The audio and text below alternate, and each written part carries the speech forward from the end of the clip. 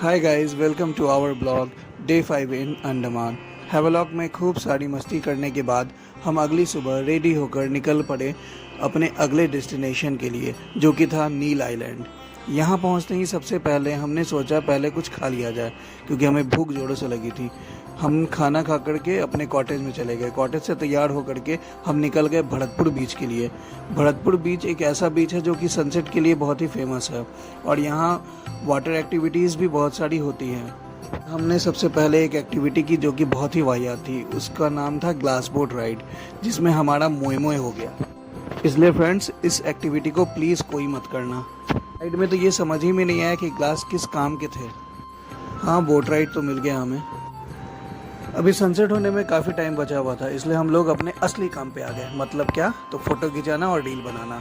और आपके साथ अगर आपकी बीवी जाए तो 1 लाख फ़ोटो तो बनता है। फ़ोटो खिंचाने के बाद हम लोग समुद्र किनारे बैठ गए और समुद्र का एंजॉय किया। फ़ोटो खिंचाने के बाद हम लोगों ने समुद्र के लहरों का लुत्फ़ उठाया। इस बीच पर समुद्र की गहराई काफ़ी दूर तक बहुत कम है, इसलिए आप अगर सीवा का मज़ा लेना चाहते हैं तो वो भी ले सकते हैं, जैसा कि मैं भी ले रहा हूँ। सनसेट होने के बाद धीरे धीरे लोग अपने अपने होटलों की ओर जाने लगे, लेकिन हमारा मन अभी तक समुद्र से भरा ही नहीं था, तो हम लोगों ने कुछ और देर यहाँ पर एंजॉय किया। बीच से निकलकर हम लोग सीधा अपनी कॉटेज की ओर गए, जिसका नाम था सेफ ग्रीन रिजॉर्ट। वहाँ जाकर हमने सबसे पहले डिनर किया। डिनर करने के बाद हम लोग अपने रूम में गए। जैसा कि आप देख सकते हैं, हमारा रूम नंबर था 107। रात में यहाँ की खूबसूरती और भी बढ़ जाती है। सुबह उठ करके हम लोगों ने कॉटेज के बाहर कुछ फ़ोटोज़ लिए। उसके बाद हम लोग निकल पड़े अपने अगले मंजिल की ओर, जो था नेचर्स ब्रिज।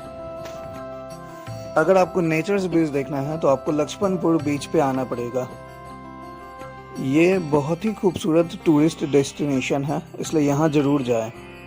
समुद्र की सतह पर रहने वाले कोरल्स और मछलियाँ आपको यहाँ अपने पैर के पास में ही दिख जाएंगी, क्योंकि यहाँ पर का जो पानी है वो सुबह के समय में बहुत पीछे चला जाता है, जिस कारण से समुद्र की सतह ऊपर आ जाती है। और यही देखने के बाद हमें पहली बार फील हुआ कि ग्लास बोट राइड में हमें उल्लू बनाया गया।